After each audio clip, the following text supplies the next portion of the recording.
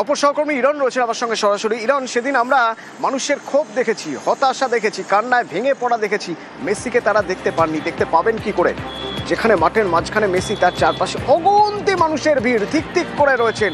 অথচ ইরন, এরপরে আমরা হায়দ্রাবাদ দেখেছি, আমরা এরপরে মুম্বাই দেখেছি, দিল্লি দেখেছি, আমাদের চোখে বড় লেগেছে কই এখানে তো এরকম নেই। তাহলে কলকাতায় কেন হলো? কেন হলো? মাঠের মধ্যে এত লোক কিভাবে এলো? এই ভিড় কোথা থেকে এলো ইরন?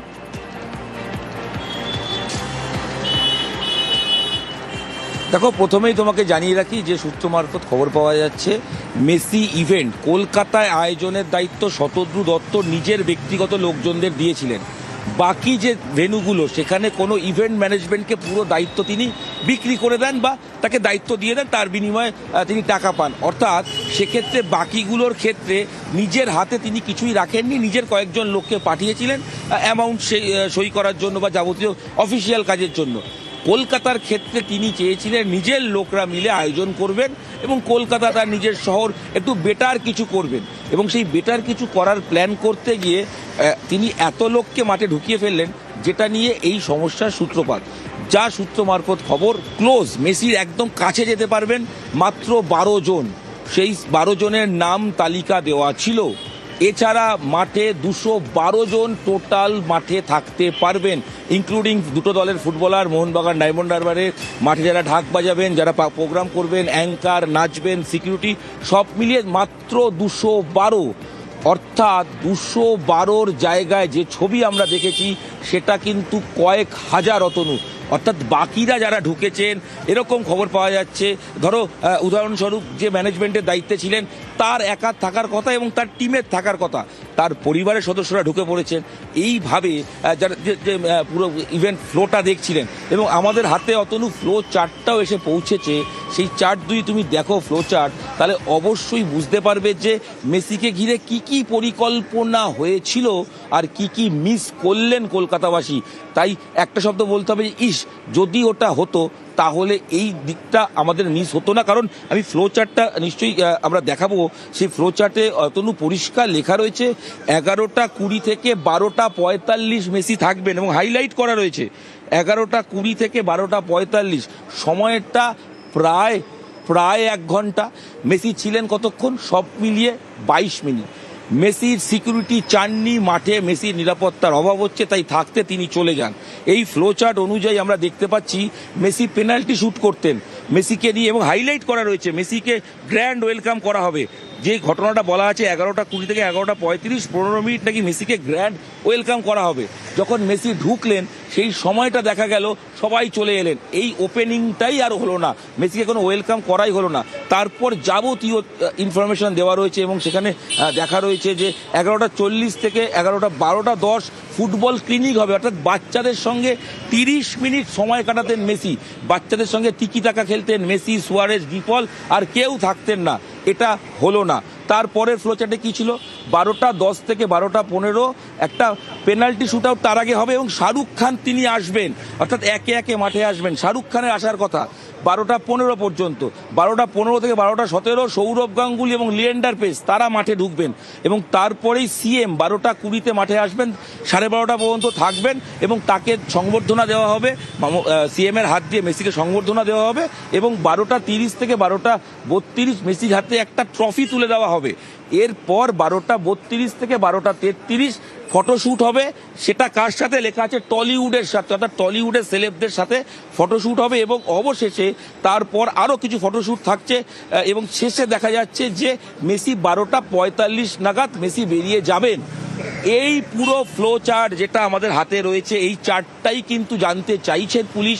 তার কারণ কি কি প্ল্যান হয়েছিল, কারা ভেতরে ঢুকে গিয়েছিলেন, কারা কোথা থেকে কাট পেলেন, একাধিক ইস্যু যখন খোঁজ চলছে তখন দেখা যাচ্ছে যে চূড়ান্ত মিসম্যানেজমেন্ট হয়েছে। মিসম্যানেজমেন্টের ফলে মেসির এই বিড়ম্বনা, আর তার সাথে যুবভারতীর এই বিশৃঙ্খলা, যেখানে যে ছবি গোটা বিশ্বের কাছে যুবভারতীর নাম খারাপ করেছে, বাংলার ফুটবলের নাম খারাপ করেছে। যাদের কথা বলছো ইরন, যে শতদ্রু দত্ত তার কাছের লোকদের দিয়েছিলেন যে অর্গানাইজ করতে তার টিমের লোকজনকে, যাতে আরো ভালো হয়, কলকাতা স্পেশাল কিছু হয়, তার মধ্যে একজন লালটু দাস, তার বক্তব্য একবার শুনুন। আমাদের তরফে যারা যারা থাকবে তার একটা লিস্ট আমার কাছে ছিল, মানে অ্যাকচুয়ালি ওই লিস্টে পরিষ্কার করে লেখা ছিল না যে মানে ওনার ক্লোজে কে থাকবে, শুধুমাত্র পাস দেওয়া হয়েছিল যে এফওপি মিনস মানে ফিল্ড অফ প্লেতে, বুঝলেন তো। এবার বাদ বাকিগুলো তো আমার জানার বিষয় না বা জানিও না আমি। যখন মাঠে ঢুকলেন দেখলেন মেসিকে ঘিরে একাধিক লোক, আপনিও দেখেছেন, একদম। আপনি অবাক হয়েছেন? মানে অনেক, ও অ্যানাউন্সও করেছে বারবার যে আপনারা কাইন্ডলি ওকে দর্শকদের দেখতে দিন, ওনাকে যারা খালি করুন। তখন মেসিকে নিয়ে আমরা পুরো টিমটা একবার এর দিকে গেল, টানেলের দিকে গেল, যেখানে সৌরভ গাঙ্গুলিকে এবং মিস্টার পার্থ জিন্দালকে মিট করলেন, তখন কিন্তু পুরো মব ওখানে চলে গিয়েছিল। আবার মাঠে ঢোকার সময় কিন্তু আবার সেম চলে এসছে। ওখানে কিন্তু কেউ আটকানো ব্যবস্থা ছিল কি ছিল জানি না, আর আটকানো হয়নি বা কিছু একটা হয়নি যে ওখানে আবার করতে পারে। আমি দেখে কাউকে চিনি না।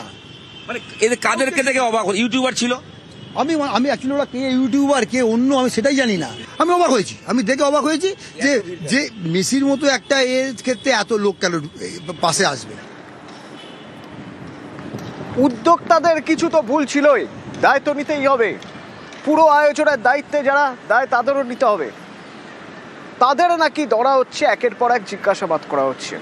এদিকে যারা ফুটবল পাগল, যারা মেসি বলতে পাগল, শুধু একবার চোখের দেখা দেখবেন দূর থেকে, তার জন্য টাকা খরচ করে গিয়ে ঘন্টার পর ঘন্টা দাঁড়িয়ে থেকেছেন, তাদেরও গ্রেপ্তার করা হচ্ছে, জানিয়ে প্রশ্ন উঠছে।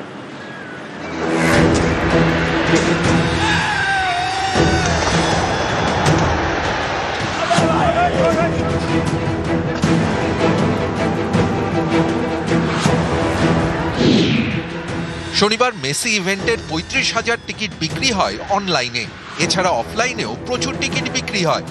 এর পাশাপাশি 27,000 কমপ্লিমেন্টারি টিকিট এবং মাঠে ঢোকার দেদার পাস, সবই অল অ্যাক্সেস পাস। একেবারে মেসির কাছে পর্যন্ত পৌঁছে যাওয়ার ছাড়পত্র। এর ফল মাঠের মধ্যে লিওনেল মেসিকে ঘিরে ভিড় এবং বিশৃঙ্খলা।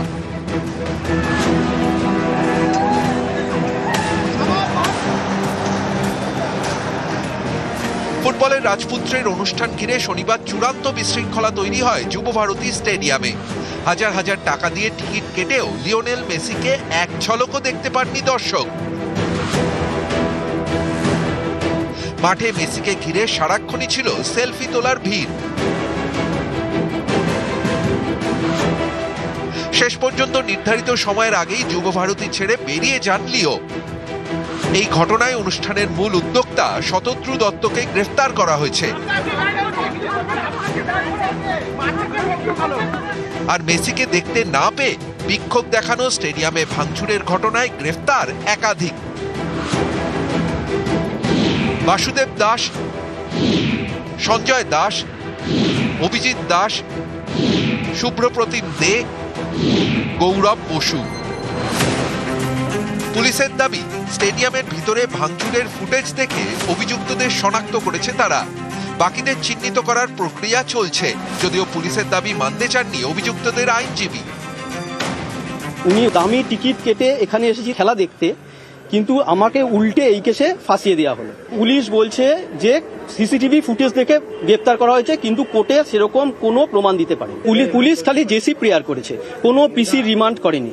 এমনি ভালো ছেলে, হ্যাঁ খেলাধুলা খেলতেও ভালোবাসে, খেলাধুলা করে, এইসবই। ওর নেশা আছে খেলার, ওই জন্যই খেলা দেখতে গেছে। না না না না, সেরকম কিছু তো মনে হয় না। ফুটবল ভালোবাসেন, খেলা দেখতে ভালোবাসেন, উত্তেজনার বশে ভাঙচুর চালিয়েছেন, তারাই এখন হাজতে। কিন্তু সেদিনের বিশৃঙ্খলার জন্য দায়ী কে, তার হদিশ পেতে নাকি তদন্ত চলছে। আর যারা আবেগে ভেসে গেলেন, ক্ষোভ উগড়ে দিলেন, তারাই এখন কড়াদের পিছনে। নিউজ 18 বাংলা।